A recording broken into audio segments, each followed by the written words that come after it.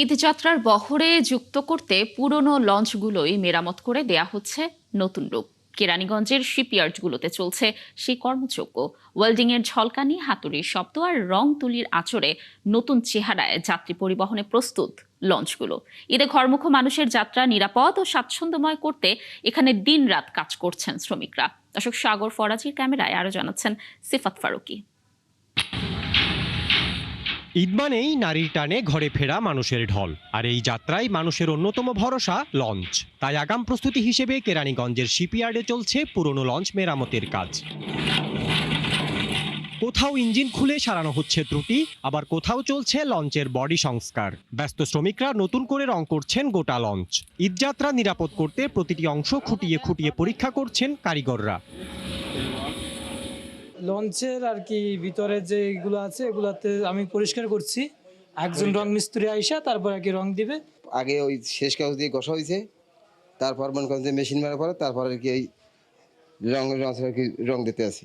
Launch মালিকরা জানালেন, ঈদে যাত্রীদের চাপ কয়েক গুণ বেড়ে যায়। তাই আগে থেকেই লঞ্চগুলোকে চলাচলের উপযোগী করতে মেরামত ও রক্ষণাবেক্ষণের কাজ চলছে। ঈদ সামনে রেখে লঞ্চ রিপেয়ারিং, রং টং, বিভিন্ন বানিশের কাজ টুকিটাকি পরিপূর্ণ করে নেই, যেমন ঈদের মধ্যে আমাদের কোনো সমস্যা না হয়। আমাদের যাত্রী সেবায় যাতে গুরুত্ব পায়, যাত্রী সেবার দিক দিয়ে গুরুত্ব দেওয়ার জন্য এবং নতুন করে রঙের কাজ চলতে আছে এবং টুকিটাকি ভাঙাচুরা এগুলো রিপেয়ারিং কাজ চলতে আছে।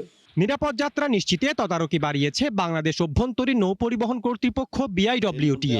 তাদের আশা, সব প্রস্তুতি শেষ হলে এবারের ঈদযাত্রা হবে স্বস্তিদায়ক ও নিরাপদ। এখানে আভ্যন্তরীণভাবে আমাদের নৌ পুলিশ, আমাদের ফাঁড়ির পুলিশ, আমাদের আনসার বাহিনী সবাইকে নিয়ে আমরা চেষ্টা করব, কাজ করে যাব। সেটা হলো যাতে করে কোনো প্রকার যাত্রী হয়রানি না হয়, কুলি হয়রানি না হয়, আইন শৃঙ্খলা জনিত কোনো সমস্যা না হয়।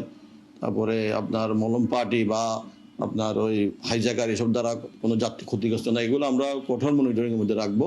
সব প্রস্তুতি শেষ হলে ঈদযাত্রায় নৌপথে যাত্রীদের ভোগান্তি হবে না বলে আশা সংশ্লিষ্টদের।